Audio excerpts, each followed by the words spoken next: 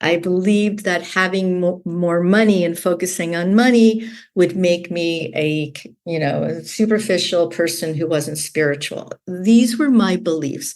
And I started to go, okay, so why do you think having more success is going to take away your freedom? And I started to write down in my journal things like that. More success I won't have freedom. And then I changed it to, I have more success and I have a lot of freedom. I have a lot of money and I'm a very giving spiritual person. I started to change the mindset. And this was what changed everything. And that was it. I was going in a whole new direction. Welcome to Making Change with Your Money, a podcast that highlights the stories and strategies of women who experienced a big life transition and overcame challenges as they redefined financial success for themselves. Now here's your host, certified financial planner, Laura Rotter. So I am so excited to have as my guest today, Leslie Kuster. Leslie is the money and freedom guide for women entrepreneurs over 50 who also want to fall in love with life again. Her message is that it's never too late to create success, financial wealth, and a life of freedom. Leslie's well-earned knowledge is born from experience. In her mid-50s, she was able to ricochet her Back From Bali clothing business from 5 figures to multiple millions.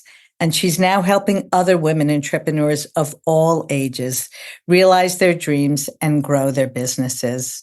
So welcome, Leslie, to the Making Change with Your Money podcast. Oh, I love it. I love this. Thanks so much, Laura. I really appreciate being on your show. I'm excited to see where our conversation takes us. And I'll start us off with the question I always start with, which is, Leslie, what was money like in your family growing up?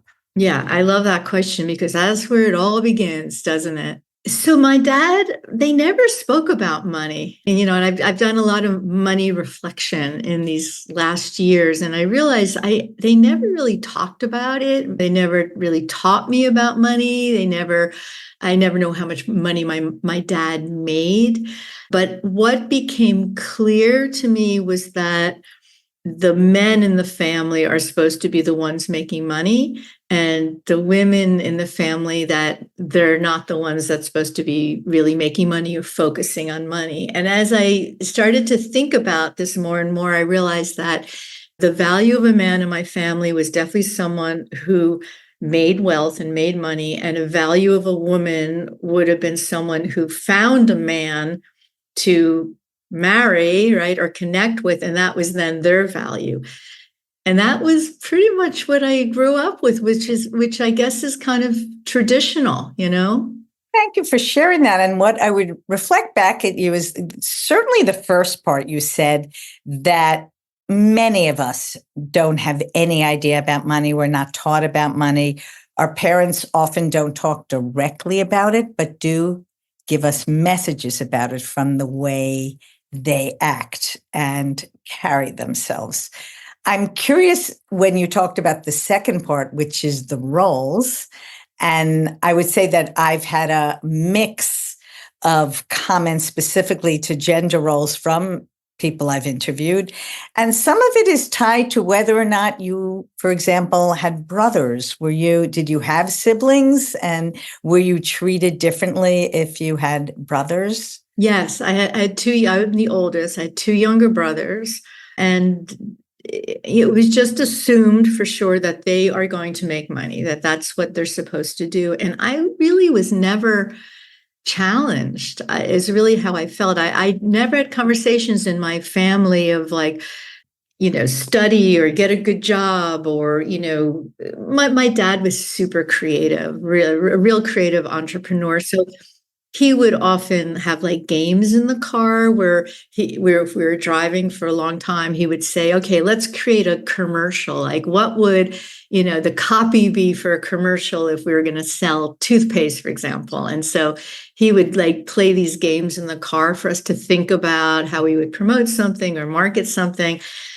But I was never really directly told that it's really important that you make money, that you don't depend on anybody else. I was never told that. And my brothers just assumed, being a guy, that of course that's what they need to do. And should I assume that your mom was a stay-at-home mom and so did reflect those values? My mom was a stay-at-home mom, but when I was 15, so maybe she was, I don't know, in her late 30s or 40 or something like that, she started a business, and she started a party planning business, which I would work at after school when I was like 15 years old.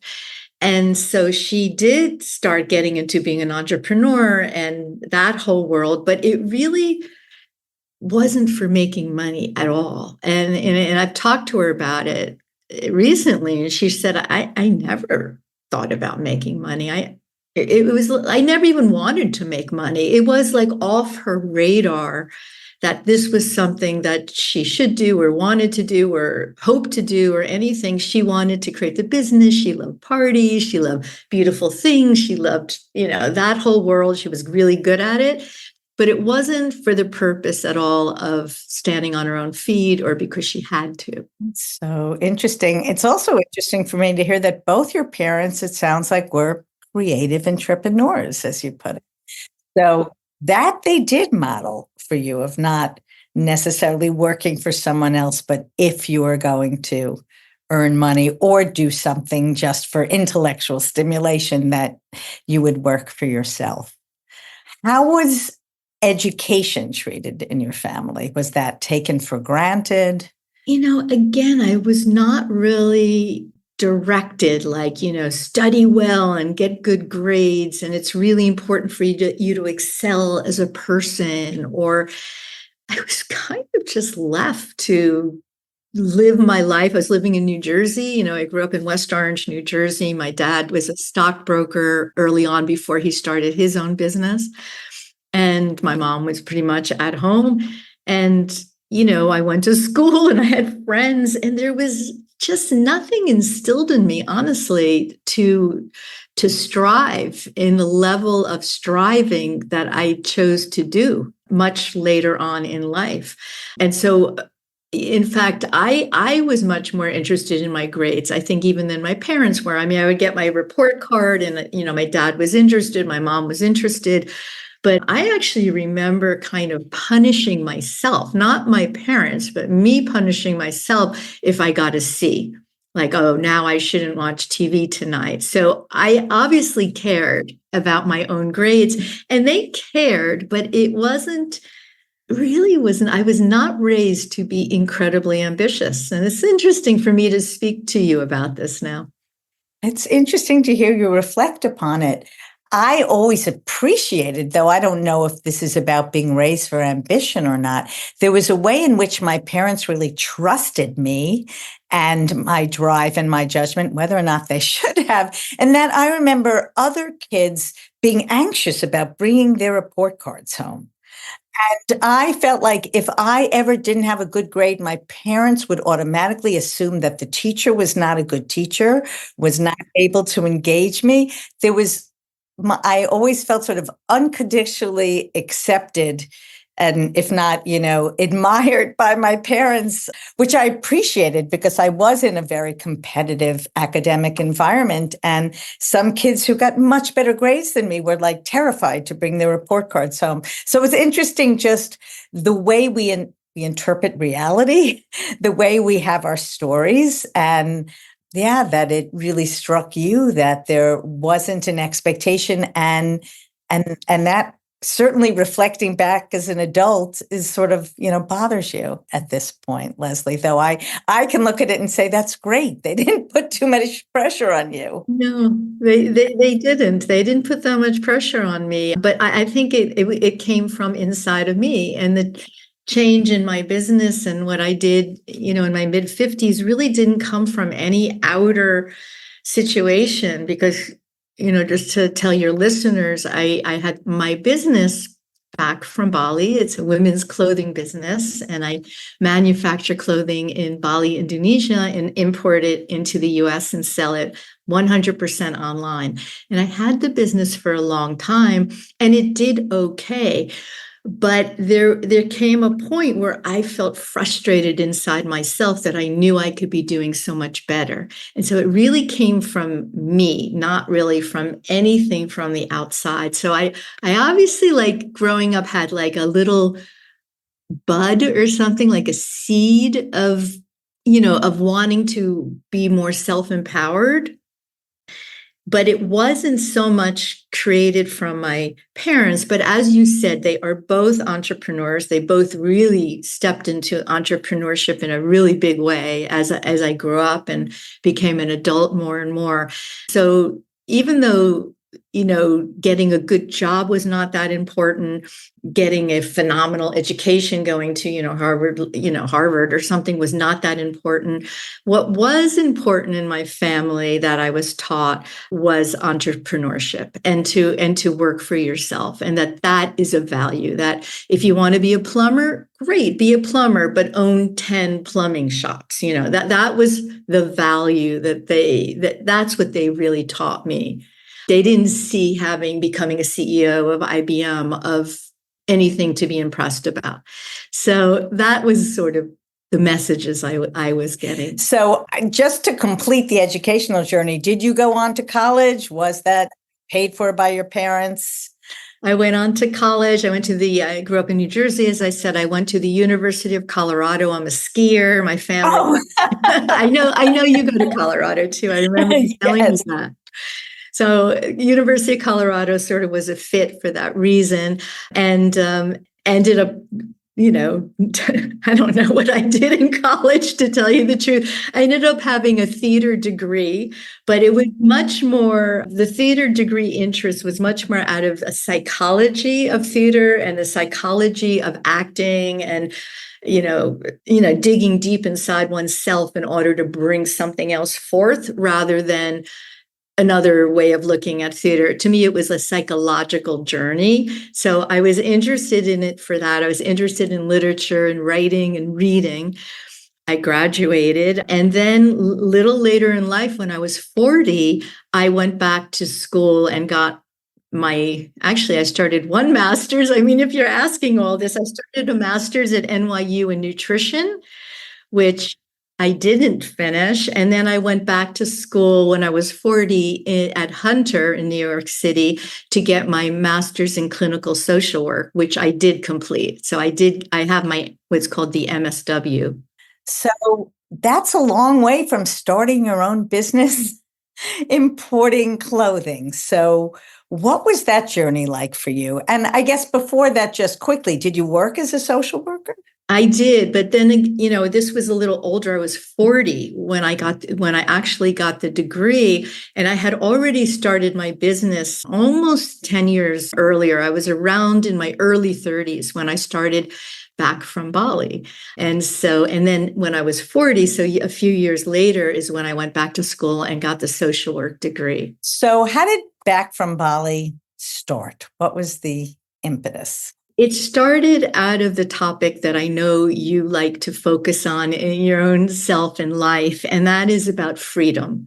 So I wanted freedom. I had been, I graduated university. I came back to New York. I was doing, a few jobs. I worked in public relations for different corporate accounts. And then in my very early 30s, I had a robbery in my apartment, which gave me insurance money. And with that insurance money, I decided to do something I always wanted to do, which was to go traveling to the islands of Indonesia. I saw them on the map, Java, Bali, Sumatra, and I don't know why, but I was so drawn to going there. And I got the insurance money and I just went on a trip, and I went on a 7-month trip. And I loved it. And I loved the freedom of it. I wasn't working in the company anymore. I had quit, and, every day was exciting and beautiful, and traveling and the culture and the fabrics that they made, this handmade batik with beautiful colors and all kinds of shapes on it. And I just admired the whole experience. But I had to return back to New York City and get a job again to continue with my life. And I did not want to get a job. I tasted freedom. I tasted the experience of living. And I just was like, I don't want one. And I just thought, I wonder if I jumped on the airplane and I went back to Indonesia and back to Bali in particular. I wonder if I could bring back those clothes back to the US and do like markets and street fairs and whatever, and would it sell? And my yearning was so strong inside to never get a job again, because that was really my focus. No more working for other people, no more control over my time, no more, being told what to do, no more any of those, that I was willing to go for it and do it. And I did. I literally jumped back on the airplane, flew 24 hours. It's really far from New York, Indonesia. I took a big duffel bag with me. Back then you could bring in more than 50 pounds. You could bring in a bag that's 200 pounds. And I bought stuff. I signed up for a street fair in New York City, and I was attacked by the women wanting to buy everything at the booth. I mean, overwhelmed with women, because it was children's clothes that I brought back. And they went wild over what I had there. At the end of that day, I had like $800 in my pocket. I was like, oh, wow, this is really cool. I did another few fairs. I was sold out and I went back. And that's how I started my business. So first of all, I just want to acknowledge how brave it was to do what you did, to take the insurance money and take 7 months off to travel back before Airbnbs and Zoom. And now the world feels a lot smaller and a lot more accessible. Communication networks are different. Even then, it scared the shit out of most people to do something like that. But to do that, clearly, did you have a sense that there was something beyond yourself, that you somehow were called to do something different? I mean, I was scared. I was going by myself. And I remember my cousin Jennifer, I had dinner with her shortly before I was leaving, and she said to me, "You will never be alone." And her words to me really gave me a lot of comfort. And, as a single woman traveling alone, anyone listening to this, you will never be alone. When you travel with a girlfriend, when you travel with another partner, whatever, you're not as apt to meet other people. But when you're traveling alone, people come up to you and you go up to others. And the truth was, I really was never alone. So it's really true. But I was scared to leave, and I was scared still when I got on the plane. But I think by the time I even got off the plane, I felt like, wow, this is really great. So Leslie, you shared that your parents were entrepreneurial, and so you were able to watch, perhaps learn from them. What other skills did you bring to starting this particular business? I think also from both of my parents, they're definitely people that teach you to just do it. Like, you don't need a website first. You don't need this. You don't need this. You don't need any of these things. You just need to start and just do it. So that, I think I very much have that from them. And that is one of my skills. And that is very much still now something that is one of the reasons for my own success, is because I take action and I make things happen. And I don't just think, oh, I'll do that eventually. Like, I'll actually do it. So that's something I'm very happy I have inside myself. And to explore that further, you just like make up your mind to do it. You figure the pieces will fall into place afterwards. Over the years of this, I've now had this business. I mean, it's going on 30 years. It's not the same business. The business that I started was children's clothing. The business I have now that I really have built is maybe about 13 years old, and that's women's clothing. So, as an entrepreneur, you evolve. But what I think about, one of my skills is I have a lot of clarity, and then I figure out the action steps needed to make things happen. And I've really learned, and I probably learned this from other coaches. I've learned it from the podcast. I've learned it from books. I've learned it from just studying how to do better. And my process very much is to have like a big vision, what I want to achieve for this year in a big way. And then I break it down into Q1, Q2, Q3, Q4. And then I write in the action steps, like literally what I have to do. And I have a whole process, which I can talk about or so, of how I go and do all this. But I think the clarity of it and writing down the action steps, what I have to do, and then which ones of those that need to be done. Like, why is, for example, having this meeting with my assistant more important to me than this action, which is whatever, sending money to Bali today. Like, you need to make those decisions all the time because there's always so much to do, right? But how do you decide which one to do? And I think problems that a lot of entrepreneurs get into, including myself, I've been there, that's why I know all this, is this overwhelmed feeling because there's so many things to do, especially if you're a solopreneur, which most of us are. So how do you know which one of all of those things do you need to do? And I've gotten pretty good on choosing it and how to choose it. That's interesting, because as a solopreneur myself, I guess sometimes it's not clear exactly what does need to be prioritized. What is clear is that just take the next step and just take the next step. And also similarly from reading and the idea that when you have the to-do list, break it down to as discrete a step as possible, not like design next month's offerings, but make the phone call, reach out to this person, spend an hour doing, because if it's too broad, again, like you said, you'll just freeze and won't take any movement. But if, not only make that phone call, but put on the to-do list what the phone number is. So when I'm ready to make the phone call, I then don't procrastinate to look up the phone. Exactly. I do have a question before we go on to explore your methodology, which is, you mentioned having the proceeds when you first started from the insurance settlement. I mean, part of what you need for a business like yours is capital. And so how did you work that out? I started with $500. The insurance money covered the 7 months of traveling, but that it had nothing to do with my actual business.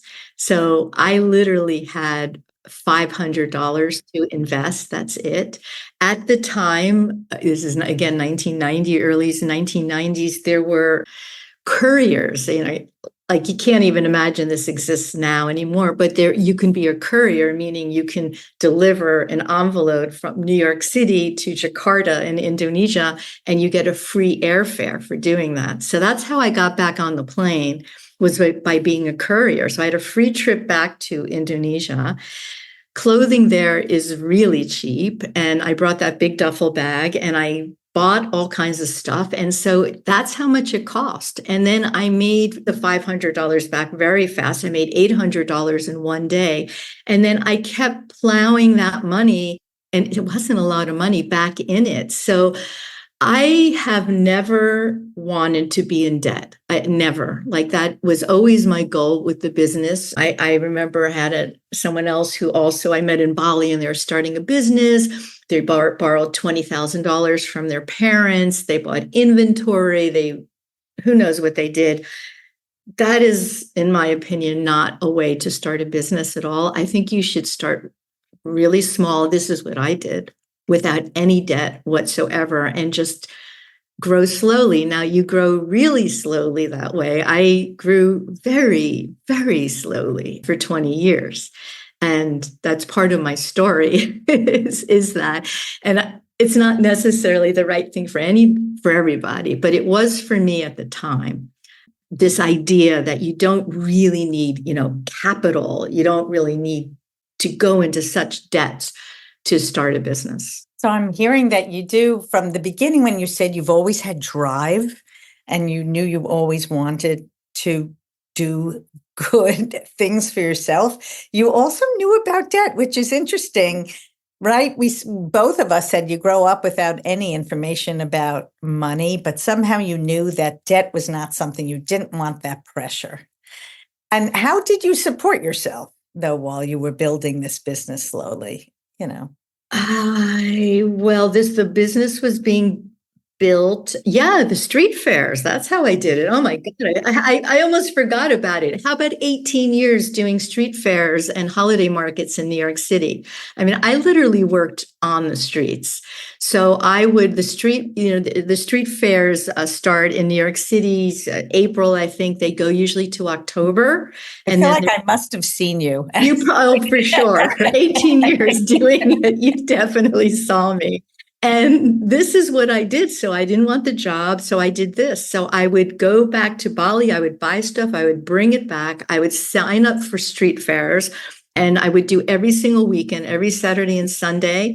I had this crazy guy with a van, this big, huge van. He would pick me up. I had a walk-up apartment. So we had to carry all the stuff, the tent poles, the tables, the boxes of the goods. We had to carry it down the stairs in my walk up on First Avenue and 11th Street in New York City and get into his van. His van had a big hole in the bottom. You could literally see the street as we were driving.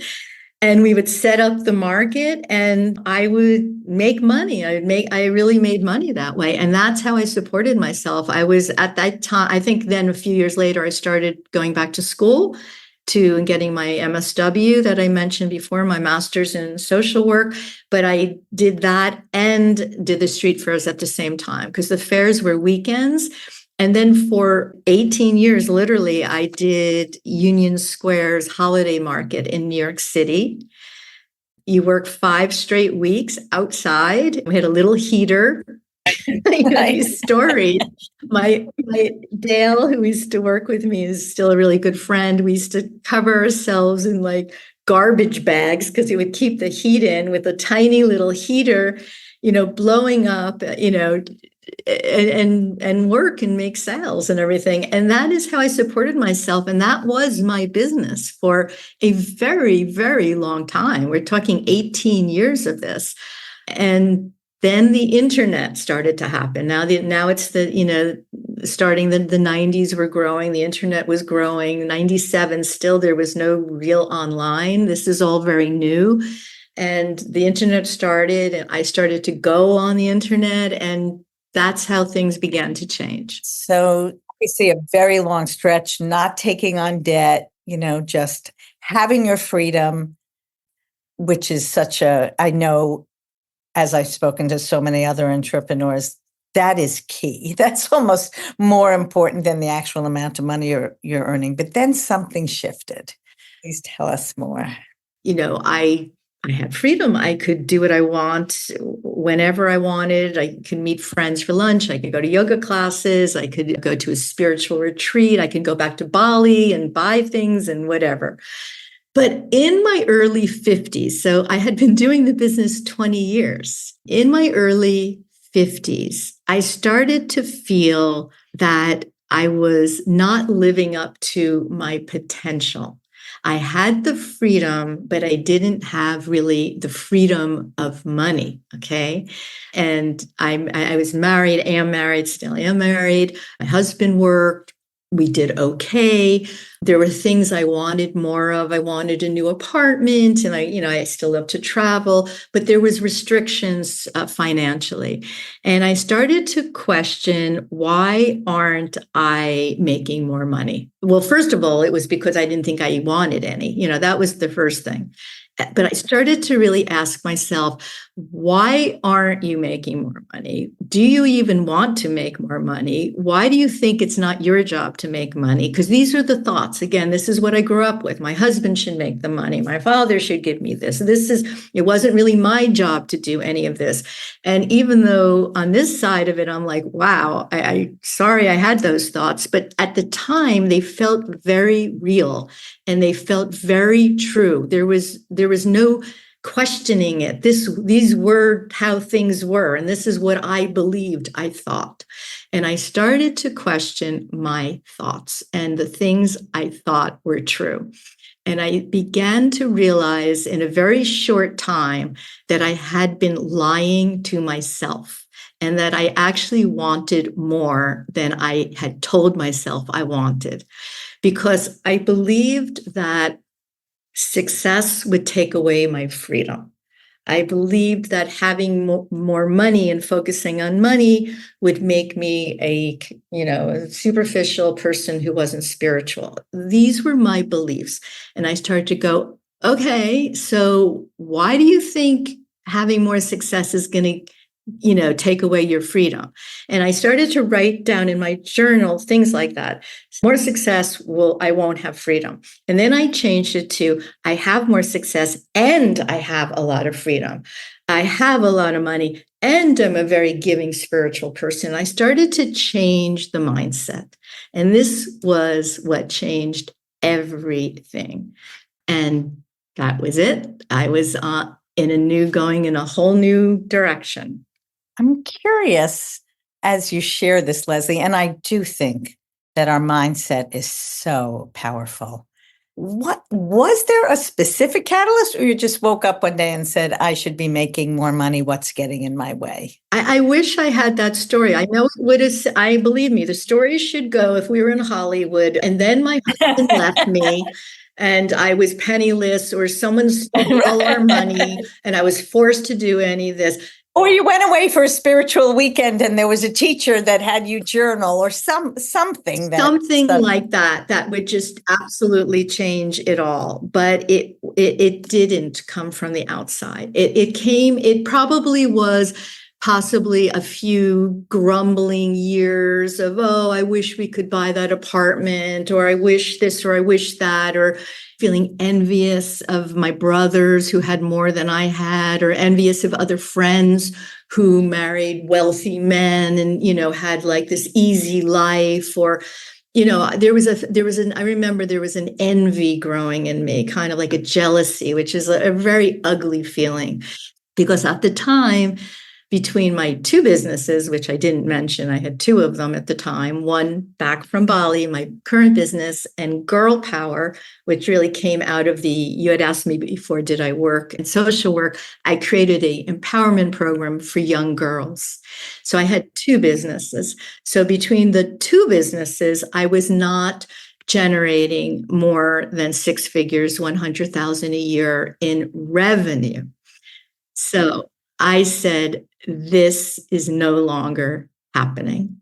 By my next birthday, I will. And that was what got me going. And that was it.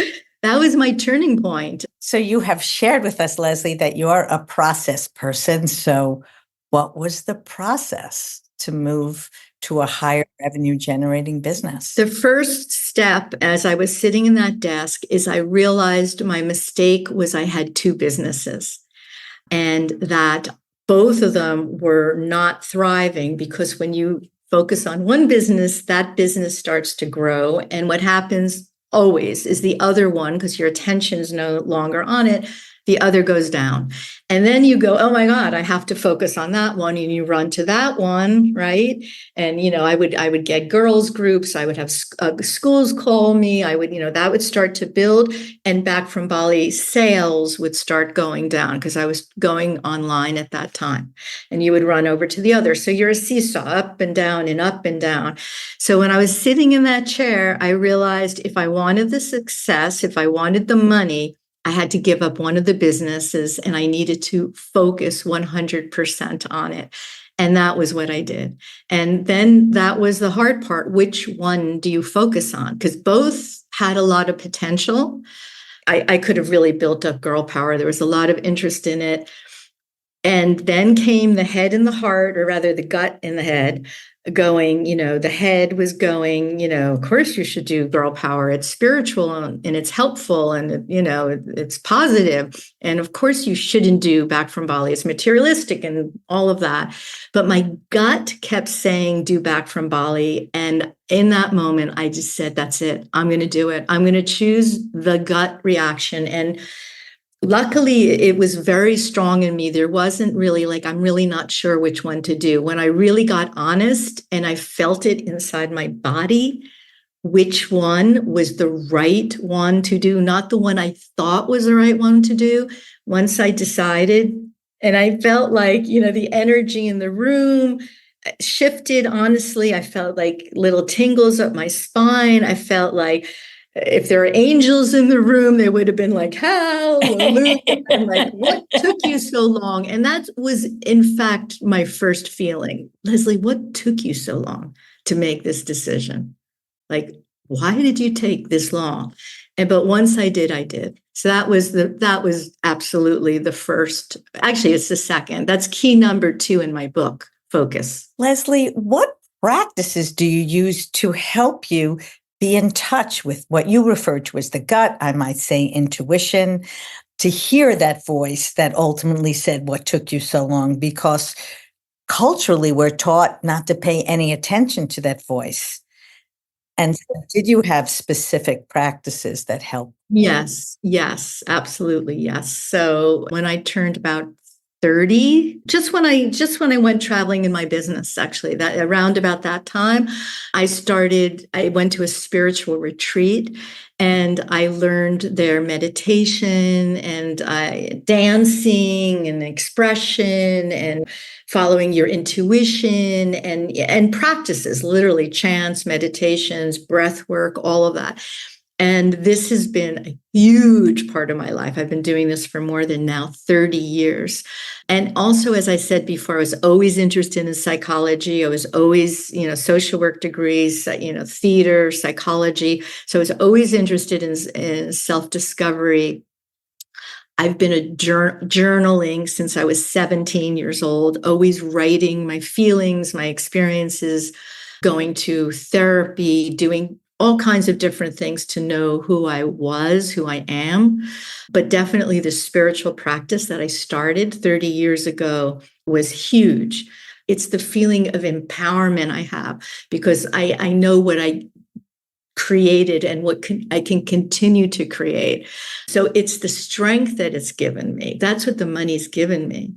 And that's really, and so unless you understand really what you're going for, and what I call it is yearning. I speak about this a lot, that yearning is really, in my opinion, the deeper reason behind wanting. So I wanted money, but what I yearned for was independence and for self-empowerment. That was what I was yearning for.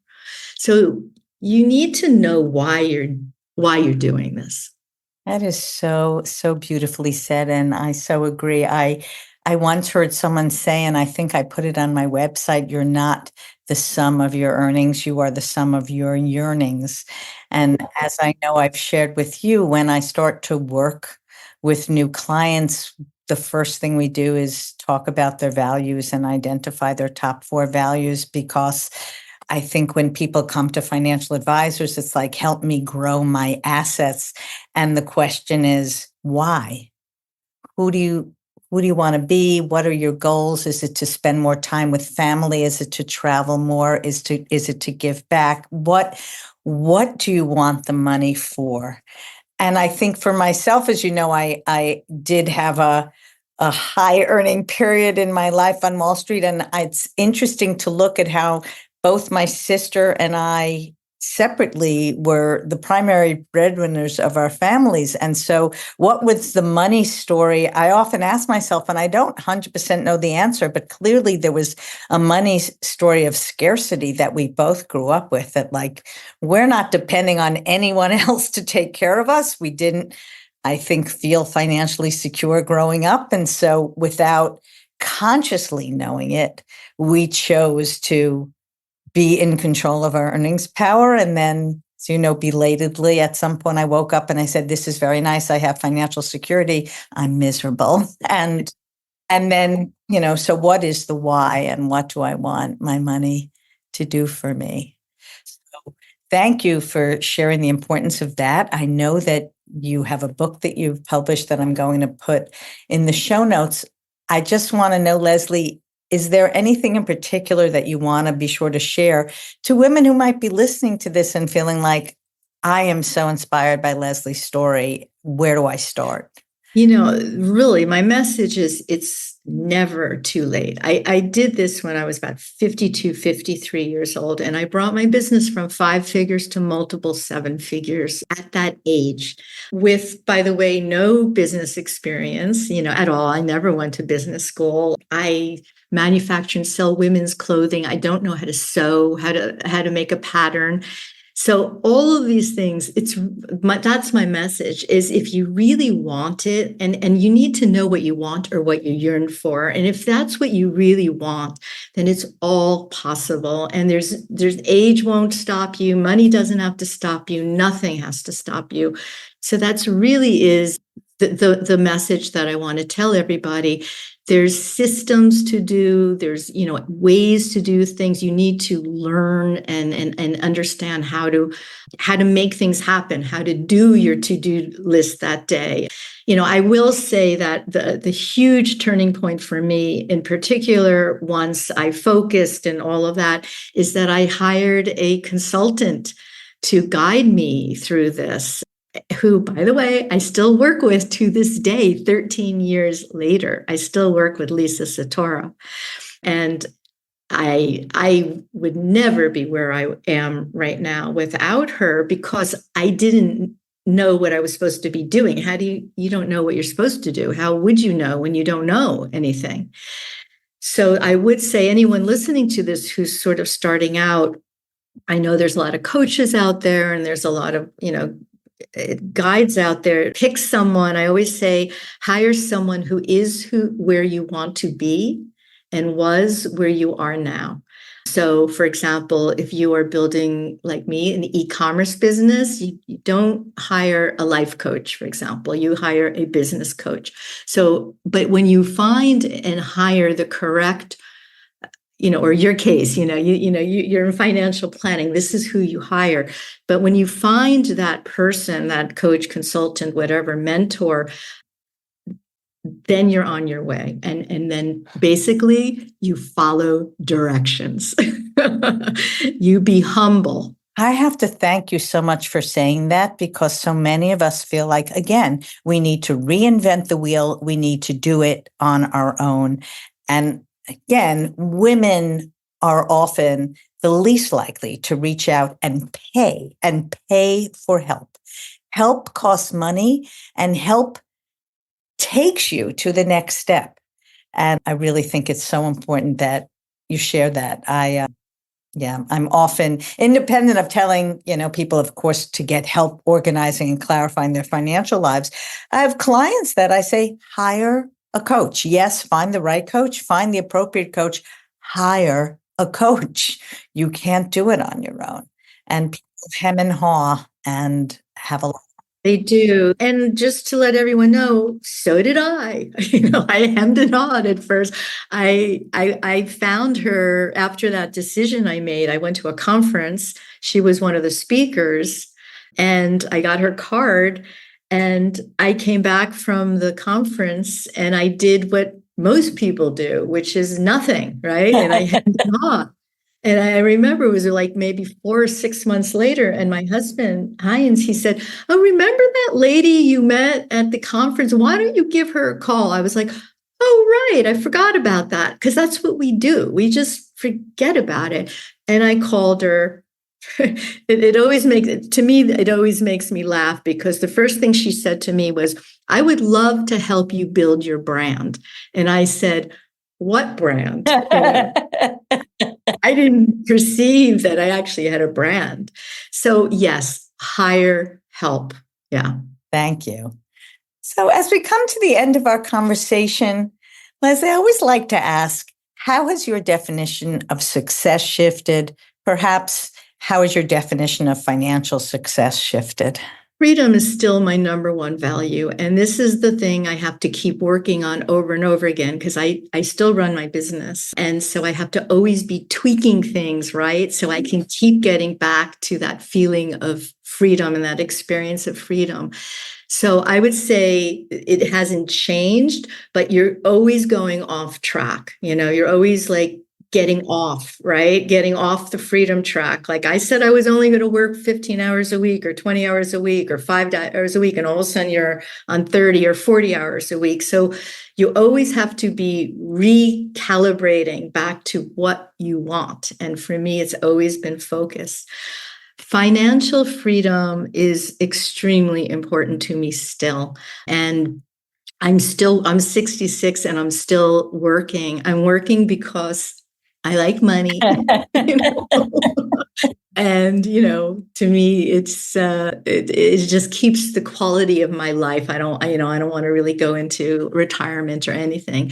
So I still think it's extremely important and very important to my life. So I'm always building my business in mind with freedom and having freedom and feeling good about myself and good about my life, but also protecting my asset, which is my business, which helps me have more freedom. Thank you. And I love that you said we're always recalibrating because, again, as a solopreneur myself, I feel sometimes I beat up on myself that I've created this life that I pinch myself if I would have, known that I could have the kind of time freedom potentially, as opposed to having to be at a trading desk at a certain time for a certain amount of hours.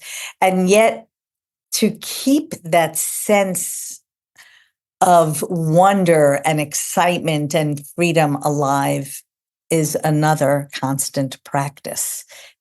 We can get stuck in our to-do lists.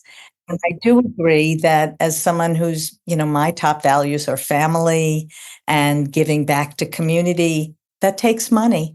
It takes money because you want to travel with your family. You want to rent a house big enough for everyone to come ski together. And it takes money. And to enjoy and embrace what financial resources enable us to accomplish is so important. So I love to hear you say that.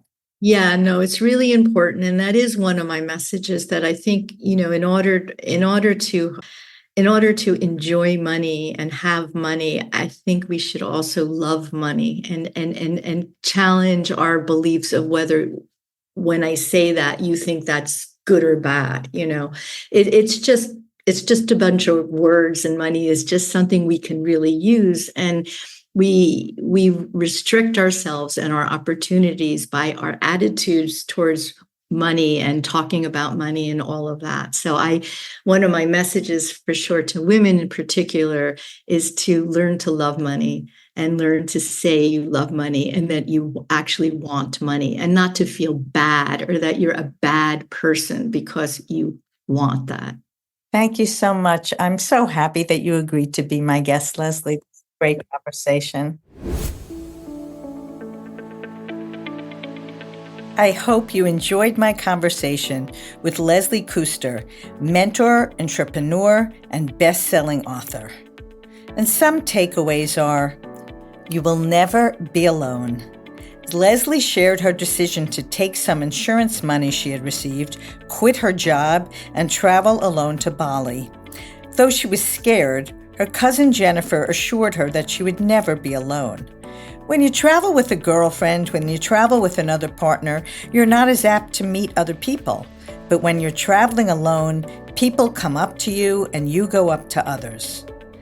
And this is true for the entrepreneurial journey in general. Once you take the leap, you will be introduced to people and situations that you wouldn't encounter otherwise. My second takeaway: the knowledge of what you don't want to do can fuel your journey in the absence of a vision of where you're going. Leslie returned from her trip to Bali and decided to launch her business, importing children's clothing from Indonesia to sell at street fairs.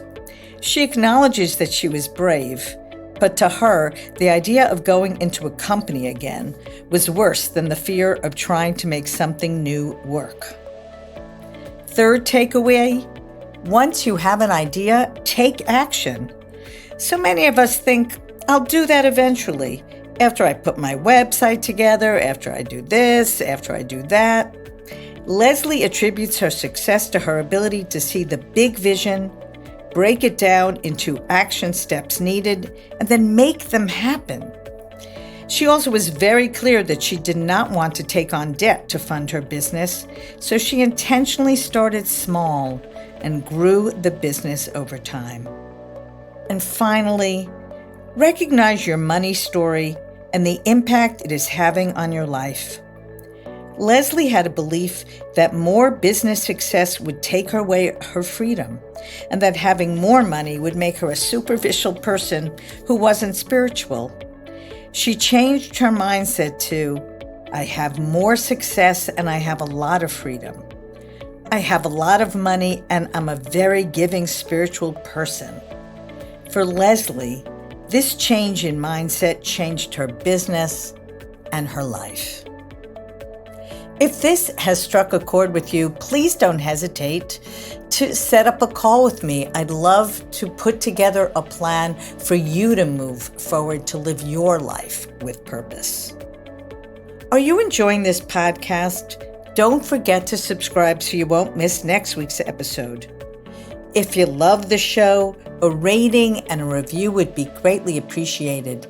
And maybe you can share it with a friend who might not have heard of it before. Thank you so much. Thanks for listening to Making Change with Your Money. Certified financial planner Laura Rotter specializes in helping people just like you organize, clarify, and invest their money in order to support a life of purpose and meaning. Go to www.trueabundanceadvisors.com/workbook for a free resource to help you on your journey.